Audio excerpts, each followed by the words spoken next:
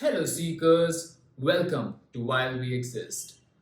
Before starting today's podcast, I have a few things to say.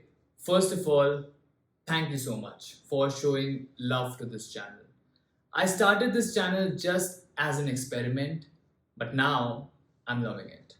This also motivates me more to bring good content for you people. So today, I have a special episode for you guys. Today, we would be talking about a technology which many people believe has the power to change the way this society functions. Also, this technology is wrapped around complex technical jargons, which makes it unintuitive for a normal person to understand. So, today, we would be trying to understand this technology, and I think you might have guessed it right. We would be talking about blockchain. And helping us would be Mrs. Pallavi Thakur. She has been working closely with this technology since the last few years, and today she would be helping us solve our doubts. And one last thing before we move forward, if you like this discussion, if you like the video, please comment on it. If you have any questions, please comment. This is how the YouTube algorithm works. If they see comments on a video, they're like, wow, let's push this content. So please comment, like the video, subscribe to the channel, and most importantly, enjoy the show. Hello, Pallavi. How are you? Hi Yash, how are you? I'm very well, thank you. How are you? I'm good. I'm good. I'm very excited because I've been doing a lot of research around this concept recently, and I have a lot of doubts. So, so hoping that me and all the people who listen to this podcast will get a more deeper knowledge of what blockchain is. I will So, certainly try my best. okay. So, the first thing that I want to know is how did you get interested in blockchain? I mean, I believe there are only a few people on this planet working on this technology right now. So, what pegged your interest? All right. So first of all, I don't think so. There are few. The number is growing. Obviously, when Okay. I started way back in 2018, I can say the number was less. And then women in blockchain were even more less, right? Okay. But now I think in the last 3 years, the number has increased. What interested me? So for me, it's all about having a new challenge to work on, and I get bored easily. So I started off as a developer. So I've been in this IT industry for good 15 years. I started off with as a developer. I did all coding, mainframe, COBOL, DB2, etc. in the first 5 years. Then I moved on the business side of things, and I did payments for a very, very, very long time. And when I did payments, I did payments, different spectrums of payments, right, from retail payments to cross-border payments, etc., etc. And then there was a point in 2017 when I was like, I'm done with payments, what do I do next? And that's when people were talking about Bitcoin, because way back in Hmm. 2016, 17, people were just like beginning to know what is Bitcoin. And for Hmm. me, who was somebody who was coming from a hardcore banking and financial services, the whole idea of Bitcoin was absolutely absurd. Like, Yep. you can send payment to somebody else somewhere else on the other side of the Planet. world without even Yeah. having a regulation or anything. It just didn't register with me. And I was like, I need to really understand what it is, because I have been doing payments for good 10 years and I know how difficult it is, how expensive it is. And Hmm. that's when I started looking into it. And then I realized, well, Bitcoin is one thing, but the technology behind Bitcoin is very powerful. And that is what blockchain is. And I think today we're going to discuss blockchain because it is interesting, it is powerful. And as you said, people do think that it is going to solve a lot of world's problem. I, for once, um, I mean, yes, it will really help, but it's not that it's going to solve world's hunger or poverty or any of that sorts. Yeah. Yes. But still, a lot of problems. Indeed, yeah. Okay, so as we have discussed, that many people believe that yes, this is going to change the way things work. So I want to know what are the main concepts that a blockchain has been developed around, and why they are better than the current system? All right. So I'll you know, excuse me for this, but then I'll probably tell you a bit of a history behind it and how it all really started. Okay. Mhm. So if you would remember, there was a financial crisis way back in 2008, right? Yes. Everybody was very worried that the financial system is not very robust enough and people were losing money, etc. And then in 2008, I think it was October 2008 sometime, that there was a paper which was published on the internet by the name Satoshi Nakamoto, and Mhm. nobody knows who that person was. But the concept of the paper was very, very, very, powerful would be an understatement, because what it really said that, you can actually do a peer-to-peer payment on a decentralized network without the need for a third party. And that was the time when the world was really re-evaluating financial Mm. services, re-evaluating banks and capital markets and institutions, because obviously because of the financial crisis, they had lost trust in them. Now, that was way back in 2008, and January 2009 was the first Bitcoin which came into the market, right? And it came out like as a currency. So it was more like, well, if I have to send payment to you, I can use Bitcoin and send payment to you. I don't really need to have a bank to have my account. I don't really need to have a country or a jurisdiction in which my money has to play, right? Mm. So it was very, very fundamentally and radically different to how you make payments today. So that was the birth of Bitcoin in way back in January 2009. And since then, it's been there. People have looked into it, thought about it, but obviously nothing really happened up until, I would say, let's say 2013, 2014. And 2013 and 2014 is when people started to understand, well, okay, Bitcoin is an application, but then there is a very, very powerful technology, underlying Bitcoin, and that is the blockchain technology, right? And they said, well, Bitcoin may or may not really do well, but the technology is something which is really worth exploring, because the technology can be actually used for far many other applications other than Bitcoin. And that is when people start exploring blockchain. Now, if you have to really explain, the fundamentals of blockchain, then I would say that blockchain is nothing but it's actually a decentralized network, Mm. right? And it has a number of components. It has like smart contracts and nodes and a lot of jargons, as you said, which may be a little bit daunting. But then, if I have to really explain in a very simple way, I will just for a moment just go back to the time in the early 2000, or not even 2000, let's say early 90s, right? Or late 90s actually, when you had just one telephone, right? The wired telephone, right? So the people who had one telephone were kind of a king, right? So Yes. all the neighboring houses, people who did not have telephone, they were dependent on that particular house, because that was the only house which had a telephone, right? Mm. So anybody who really wanted to make a telephone call or to get communication from outside world were actually very closely tied to that one house which had a telephone, right? That Now house that one, had all the power basically. absolutely. And Yeah. they could misuse it. They could charge you Mhm. for using the telephone, right? They may not Mhm. even tell you that you got a phone, right? So they Yes, were, yes. so it's basically centralization of power, right? So you're just making one person really, really, really powerful. And then it is that person's, that's person's He can misuse prerogative. the power Yeah, basically, I it's his think. prerogative to Yeah. even, entertain you for that telephone call, etc., etc.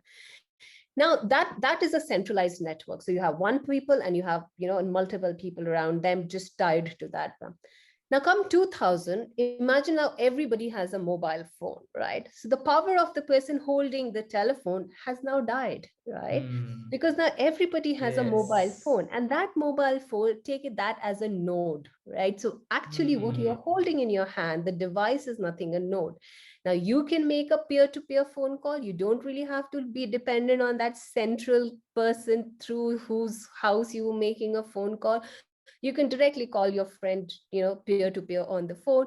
You can, not, you can even have a multiple phone call. You can have a broadcast. So one person using phone can actually call five different people. So that becomes a smaller network, etc., etc. So what really happened? It actually, it became a decentralization of communication protocol, right?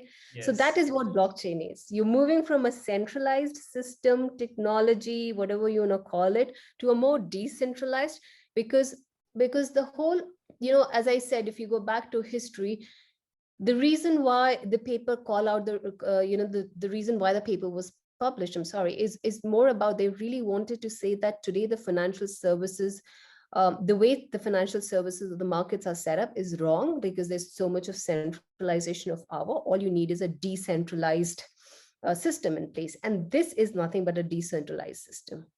Okay. That example with the mobile phone, I think that is a very good example. Okay, It can be used to make even a 10-year-old understand what decentralization means.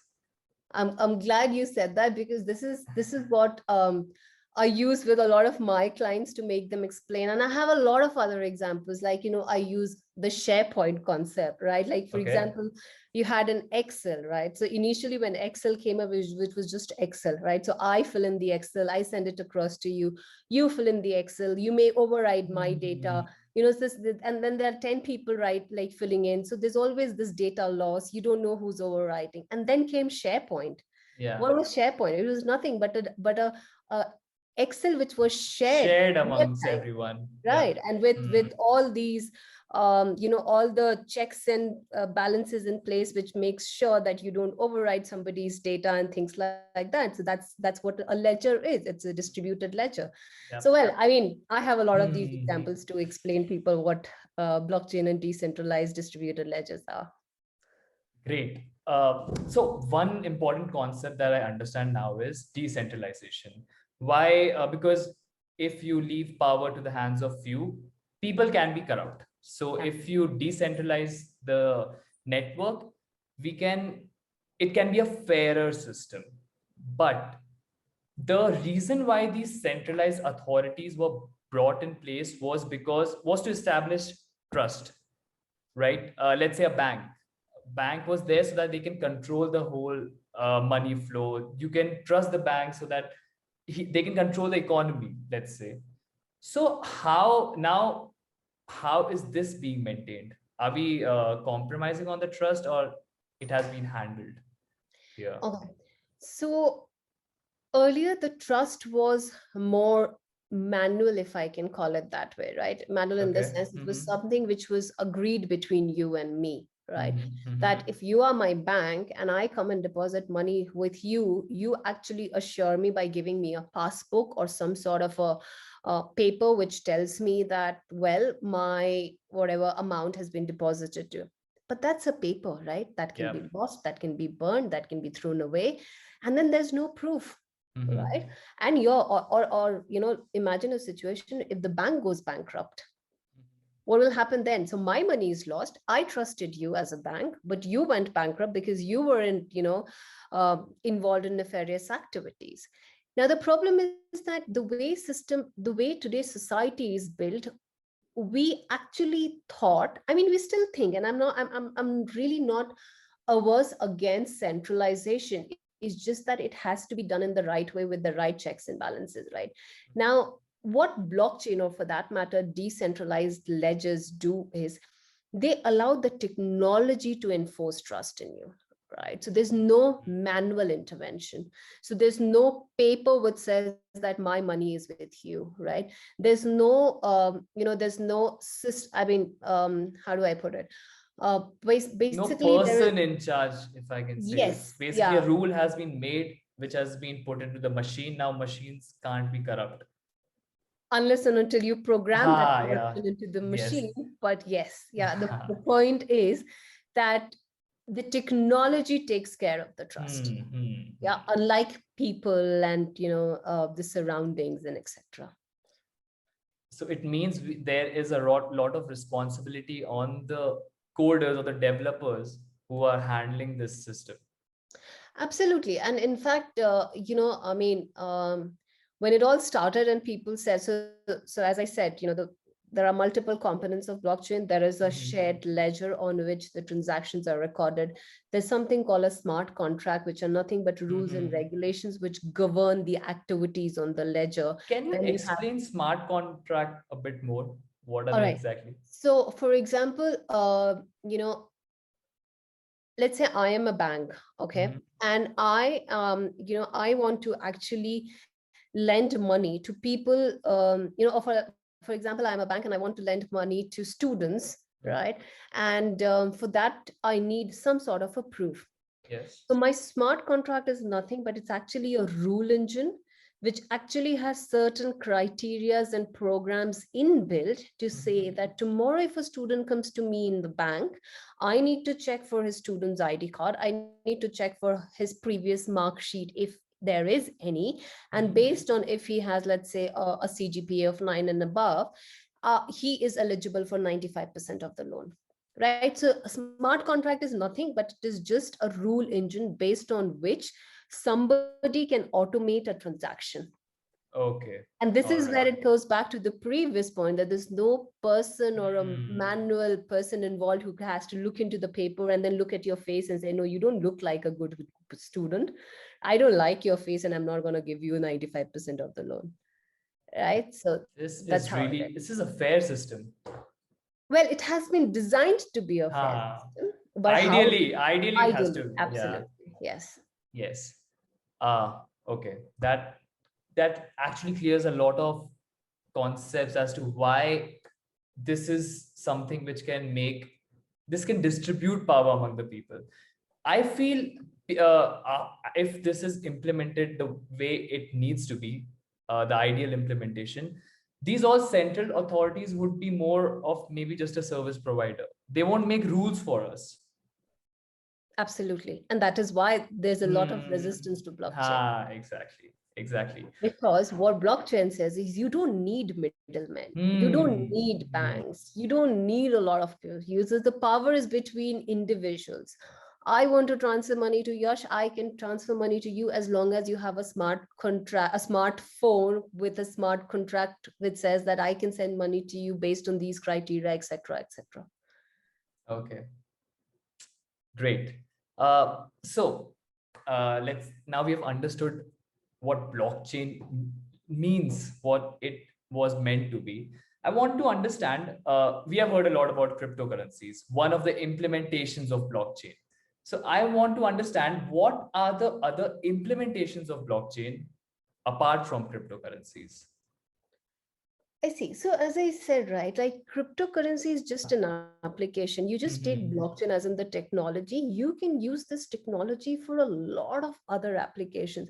For example, decentralized identity, right, or a shared identity. And I'll tell you, give you a very simple example again. If you go to a bank today, okay, you want to open an account, you have to submit a lot of forms there, saying that you are a resident of this area, you are 18 plus of years of age, etc. You go to another bank, you have another the same set of documents that you have to fill in there, right? And then the bank does your KYC, etc. And you go to the third bank for a credit card, and then it's the same process. Now, Mm. for you as a customer, it is very cumbersome. Why the hell would you want to submit the same documents again and again and again and again for a service which should be very simple to avail, right? Yes. Now, what blockchain really says is that, if all these banks were on a blockchain platform, bank A, B, C, for example, the three banks that I have mentioned, and what they really do is the moment you go and avail a service of bank A, there is an identity created, let's say, for example, Yash Raj of bank A, where all your documents are there. Your bank A has done your KYC and they know that you are a verified customer, you are not engaged in any illegal activities, etc., and you have an account. Now, when you go to Mhm. bank B tomorrow, all you need to do is just say, well, here is my ID. You pull whatever data you want to and just open my account. Yes. You don't have to Hmm. actually resubmit the document. The similarly, bank C. And here, it's not only about things being easier for you and me. There is an incentive for the bank as well, because you would not believe, for every customer to do a KYC, a bank needs somewhere around like 15 to 20 days for a KYC to be completed. Yes, 15 to 20 days. Because what they do is they actually send somebody physically to check, just like your passport verification, somebody goes to your house to do the verification, right? Now, there is time, cost, money involved in that, right? Hmm. So if there is distribution or the sharing of information on blockchain platform, the other banks can really utilize that information without even spending that much time and money in doing the verification for a customer, which has already been done by bank A. Right. And then obviously, I mean, people would ask questions that, why should the data being shared, etc., etc. But leave all that aside, because there are 101 ways to make sure that your data is not leaked, your data is safe, your data is not shared and made publicly available to other people, etc., etc. So yeah, that's the benefit. So as I said, decentralized identity is one. Then digital currency is another one, which is my core area in which I am working, which is central bank digital currency. So just like cryptocurrency is also a currency, cryptographically generated currency. Digital currency is another way of generating a currency on blockchain. It is just that it is backed by the central bank of the country. So it is much more regulated. It is much more secure. It is much more trustworthy, unlike cryptocurrency, because there's no name and face behind that cryptocurrency. But here you have an entity and an institution, and a not-for-profit institution. That's the most important bit, because central banks are not for profit, right? So it's not-for-profit institution which is behind the central bank digital currency. So like this, you have like many applications of blockchain, which is being explored these days. I have a question. You said, let's say digital currency, which you're working on, it is backed by some central authority. That's why we trust it more. But isn't that opposite to what blockchain was supposed to be? Yes and no. So I'll tell you why no first, and then I'll come back to yes. No, because what really, in this case, what really we're saying is that, yes, it is the central bank which is actually generating that money, or generating that digital currency. But then the distribution of that digital currency is through different banks, right? So you have a digital currency network where central bank is a node, your commercial banks are also a node, right? So it's not only just one bank which is issuing and distributing digital currency. But yes, because again, it is back to the basic principle of Bitcoin paper, which said that you really don't need an intermediary. But here the central bank is some sort of a third party which is there. And again, to be really fair, for a good number of years from now, and my own prediction says a minimum 10 years, you would still need some sort of a regulatory body to govern to govern the movement of money, if I can call it that way, right? Because otherwise, if you leave it completely decentralized, the society is not ready yet to actually absorb that type of a system, right? So it is basically a hand holding that is needed for certain time before it comes to a true decentralized form. I guess that is correct. Maybe this is the intermediary step that we need to the ultimate solution. Maybe that's 20 years down the line. Yes. But so we usually call the nirvana solution, or the nirvana state, where the money movement will happen between every citizens or every individuals on this planet, and you don't need an intermediary in between. But yeah, but that's far down. That's beautiful, but far away. Yeah. Okay. Now this has really pegged my interest, digital currency.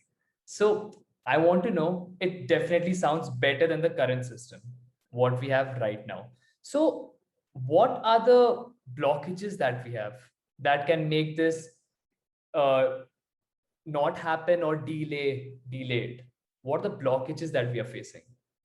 Right. So before I get into that, let me just again, explain again as to what is a central bank digital currency, right? So today, you have a physical note and coin, right? So let's take in India, for example, you have Reserve Bank of India, and Reserve Bank issues or prints note, as well as there are coins that are minted, right? Tomorrow, what we are saying is that Reserve Bank will come up with a digital rupee, which is nothing but a central bank backed digital currency, and they might call it whatever they want to, but that will be in addition to your physical coin, physical notes and coins. So basically now your central bank has three forms of money. It has cash, which Okay. is your note. Then it has coin, which is your coins, obviously. And then this is your digital currency, right? Mhm. Now, what people are right now experimenting is that how do we issue this digital currency, right? Now, it may sound very simple that, well, it's easy to, yes, it is easy. Technology is there. We know that technology can actually create digital currency, issue it, ensure that it is not duplicated, ensure that there is enough unique identifier behind each currency which Mhm. is created, etc., etc. But the challenges are more around the business, right? Like, for example, in a country like India, if you are saying that, let's say 15 years or 20 years down the line, you want to only have digital currency, but before you actually do that, you need to make sure that all your tribal areas and rural areas has internet connectivity and mobile phone before you can even think of that. Because the way the Yes. digital currency is being carried out or will be used is through a smartphone, right? So there's a lot of financial literacy which needs to be taken into consideration before you actually planning a digital currency for a country, right? So that's one blockage, or rather it's like, one of the obstacles. Then there are many other, like, for example, there are laws which are there currently in the constitution, which says that you can only have a physical note and a coin. You need a lot of these regulations and laws to be changed to actually Mhm. recognize digital currency as a legal tender of that country, right? So, Yeah. so as I said, technology is a very tiny part which has already been proven in the last 10 years. It is more about the regulations, the business aspect, the distribution of digital currency, etc., etc., that really needs to be studied really well, and studied for different countries, because every country is different. The challenges are, Mhm. like, if you, like, for example, Sweden is testing digital currency. But the point is that Sweden is already almost a cashless society, right? Right. There, the number of people using cash is very less. Everybody has either a smartphone or a debit card. So it's very easy to Easy to implement. implement. Absolutely. Mhm. But when you come to India, people feel confident with having cash in hand, right? So if you tell them Yes. that, well, you don't have cash tomorrow, they will freak out. They're like, oh my God, I can't live if I don't have cash in hand, right? So that every country is very different. So the nuances of digital currency is different, and that makes it even more interesting and intriguing. Yeah. Well, I've only just touched the tip of the iceberg. This subject is really vast and really interesting, and I would, recommend you just go and study about it, because it's quite interesting and fascinating. For sure. And that's what I'm doing. Great. So I understand that this is one problem, definitely, because you need, let's say, at least a smartphone. You need a smartphone in the hands of every person in India if you Yeah. want this. Okay, is that the only issue? Is there any other issue? I believe if you are uh, including a digital currency, let's say we have every currency is mapped relative to US dollar. Okay, so in one sense, we can say that US have that power because it's their currency. But if we are, let's say, introducing a digital currency, which which is not a currency of any particular country, so are there any other problems which we might face where some countries actually try to block the introduction of digital currency? It is, and as I said, this particular subject is less about technology and more Yes. about everything other than technology. It is politics, it is geopolitics, it is regulations, it is economics, the economics of money, it is poverty and financial inclusion. I mean, you just name a subject and it's actually somewhere tied to central bank digital currency. Now, coming back to your point, so today, if you, if there was this data published as part of World Economic Forum, which said that United States contribution to the global GDP is only 15%, 15 to 17%, right? But 70% of the global trade is using US dollar. right? So imagine you have a country whose contribution is less than 1/5 of the GDP, and 70% of the trade is based on their currency. So obviously there's a sense of, not really anger, but people are really upset. People think that there has to be a level playing field. You cannot just have one country whose money is so powerful, and precisely, again, I may be wrong, but I'm thinking precisely that is the reason why China is coming up with their digital currency, and I'll talk about it later as to how, what is the intention behind it. But the point is that not only China, for that matter, Bank of England's ex-governor Mhm. Mark Carney, he also made a statement that today the world really needs to um, reevaluate how trade happens. You cannot have the dominance of one currency. And I think that has also triggered a lot of central banks to explore a form of digital currency. Now, Okay. how would really help? Now, let's take China, for example. Now, China is coming up with digital yuan, okay, yuan being there. Okay, I heard that China is blocking the flow of cryptocurrencies. Yeah, so China has banned cryptocurrencies, but Mhm. China's central bank has introduced a digital yuan, which is a central bank digital currency. Okay. Okay, so Mhm. as I said, cryptocurrency is obviously no regulation, there's no face behind it. But here you have PBOC, which is People Banks of China, behind this central bank of digital currency, which is called digital yuan, or DCEP, which is digital currency electronic payment. Okay. Now, obviously China has the ambitions of becoming a world leader, and by defeating US. Now they have understood that you can't, in today's day and age, you can't use weapons in warfare, right? So another good way of doing is fighting economically, right? Yeah. So again, I don't know if there's this whole Belt and Road Initiative. So basically China is building a entire corridor, or basically a highway which connects African nations to China, right? So that entire infrastructure is being constructed. Now that is in order to facilitate trade between African nations and China. Okay. Okay. What they're Mhm. saying is that in this entire Belt and Road Initiative, this corridor which actually connects Africa to China, they will be using digital yuan. Now, for you to use digital yuan, you need, like, had it been, let's take 2-3 years back, for me to use Indian rupees in America, or for that matter in London, I need to have my physical cash, right? Or for that matter, I need to have my card, or any form of electronic payment using which I can use and make payments in Indian rupees in another foreign land.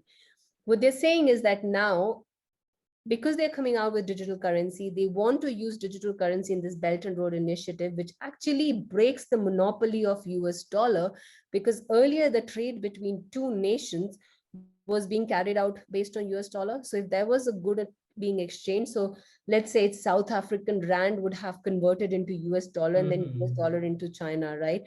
So now they're saying we don't need US dollar.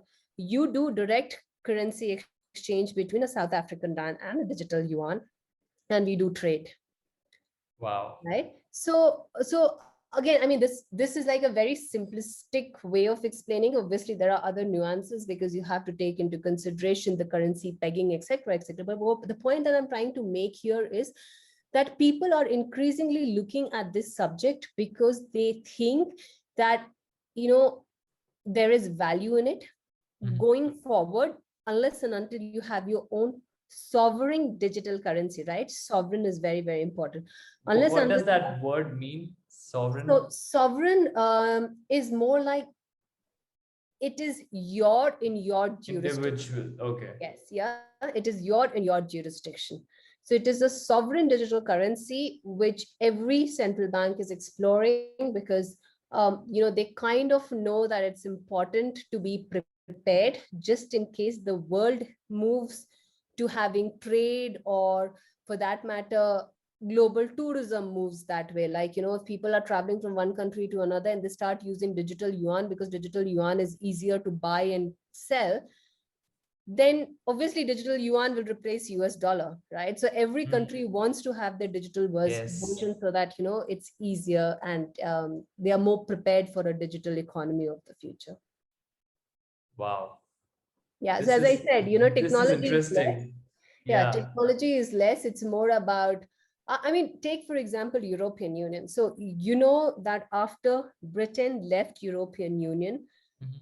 there is a sense of fear in EU that the EU may disintegrate, right? Because the likes of Germany and Netherlands, who have a lot of money and power, they don't really want to be always spending money for countries in the Eastern European region who are not that powerful. And for that matter, they still rely on a lot of stimulus packages from the European Union.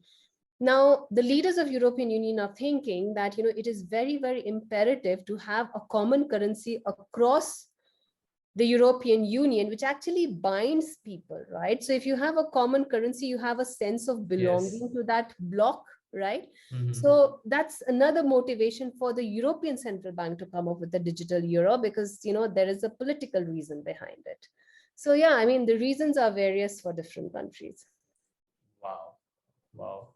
Um, if I can, if I ask you this question, when do you believe that every person in India would have a digital currency? If a very random guess, what do you think? Well, let's say, so again, every person in India, okay, let me just give you some statistics, okay? Okay. As per the this CII, was it CII, or I don't remember which is the website through which I got this information, but in India, 1.2 billion people have mobile phones. Okay, 1.2 billion people. Okay. Okay, but out of 1.2 billion people, there are only 580,000 people with bank accounts. Only Sorry, 580. 1.2 million, sorry, not billion.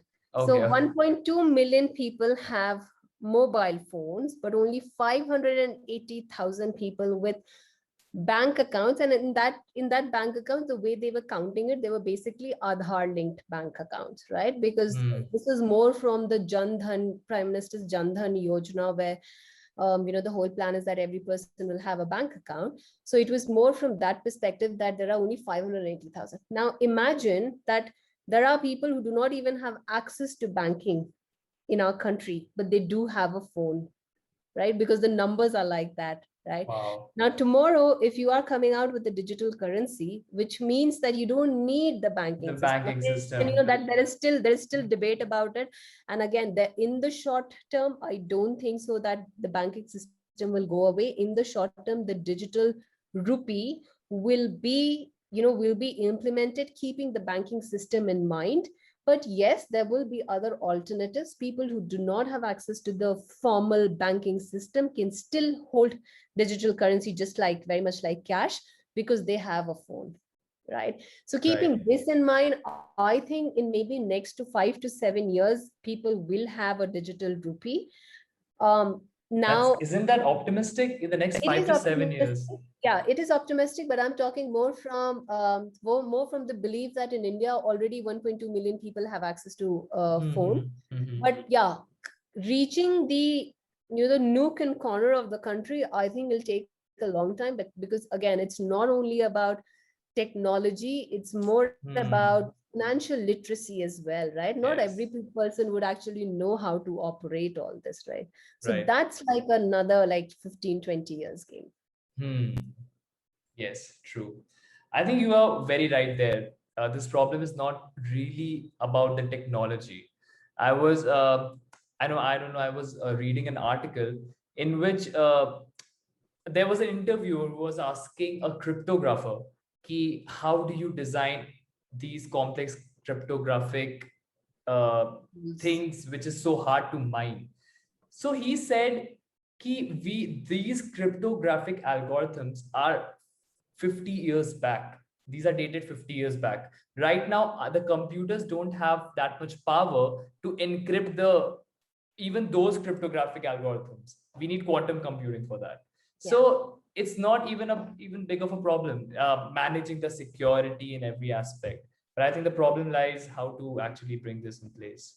Yes, absolutely. And in fact, when I started off in 2018 and people said, which is the most safest and the secure technology, and people said, well, blockchain or distributed ledger for that matter, because nobody can hack it and break it. And now you are here in 2021 and people like, no, blockchain isn't safe, because here you are with quantum computing, which can actually break any system, right? Yes. The point is that at any given point of time in history, what you are innovating is obviously the best. So for now, you actually think that yes, blockchain is the best, it cannot be broken, etc. But yes, 5 years down the line, I mean, quantum is not even that far these days, right? But yeah, with quantum, obviously things will change. Yes, but it's an interesting future.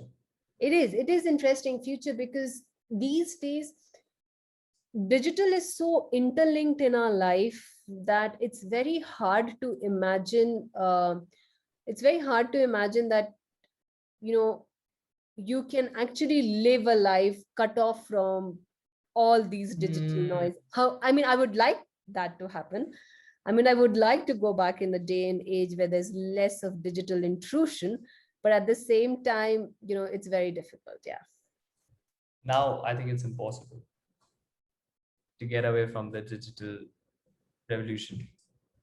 Yes, this system is actually very strong, because if I take one example now that I have after this discussion, let's say I need to just sell off my any good that I have right now.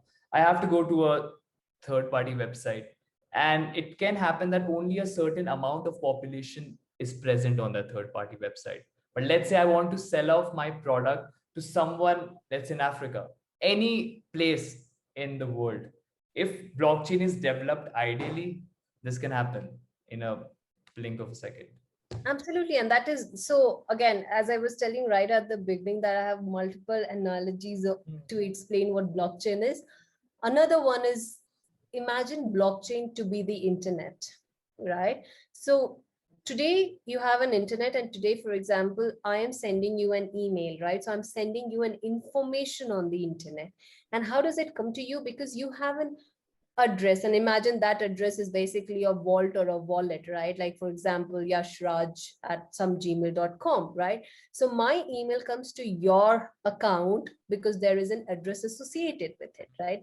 Now tomorrow, the intention of blockchain, or for that matter the intention of Bitcoin, was that it wanted to create an internet of value where every person has an account or a wallet and an address associated, and I can transfer value, right? Because on internet you are only transferring information. Yeah, so there's information exchange on the internet, but on blockchain only you are actually doing an exchange of value. And the values are, obviously there are addresses defined to every person, and then you are sending value from one account to another.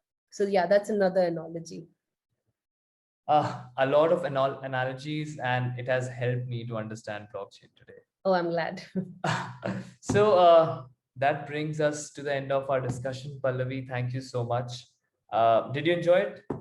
Absolutely, it was great. It's always nice, because the thing is that the space is so new and everybody is really curious, and everybody thinks that, well, cryptocurrency is blockchain and Bitcoin is blockchain, but it isn't. Blockchain is more than Bitcoin and a lot of other things. So yeah, I mean, I'm happy to just help people understand the difference, and this space is really interesting.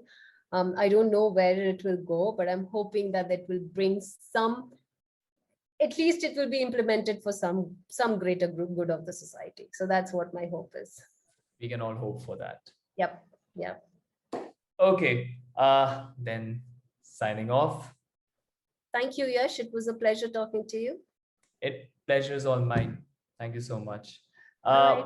Also, I think this is such a interesting topic, and the things are developing at such a fast rate. Yes. I think we will be meeting again to check on the updates. Absolutely. I mean, there are so many things, I mean, today people are considering blockchain for climate change, and there's something called green bonds which are coming up, right? What's now that? Okay, sorry, I didn't touch this. It's a green bond. So, just like you have government bonds today in the market, right? So what are bonds? So basically any institution comes up with bond which you and I buy so that they raise money, raise capital to go ahead and do their own work, right?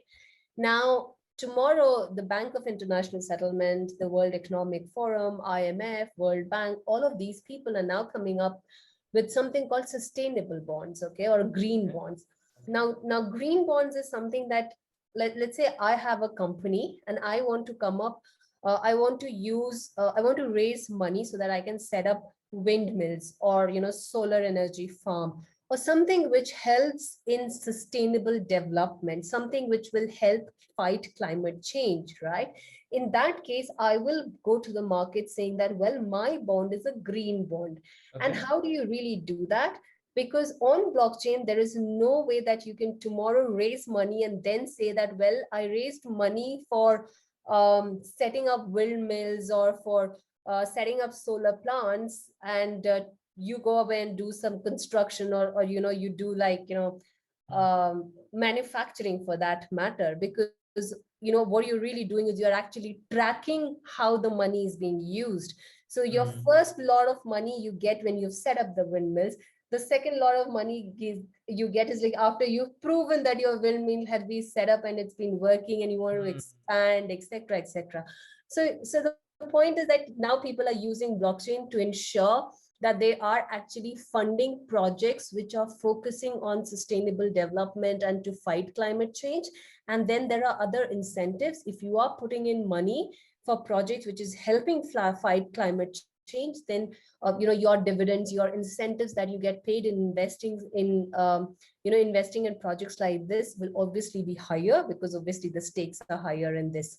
So my only suggestion of people who are thinking of investing in cryptocurrency, go look for green bonds and start investing, because then you will be helping with some climate change, and obviously your money will be secure there. Wow. Thanks for the investment tip. All right. uh, okay then. Thanks All right. again. Thank you. Take care, Yash. Stay safe. Bye. Yeah, you too. Bye bye.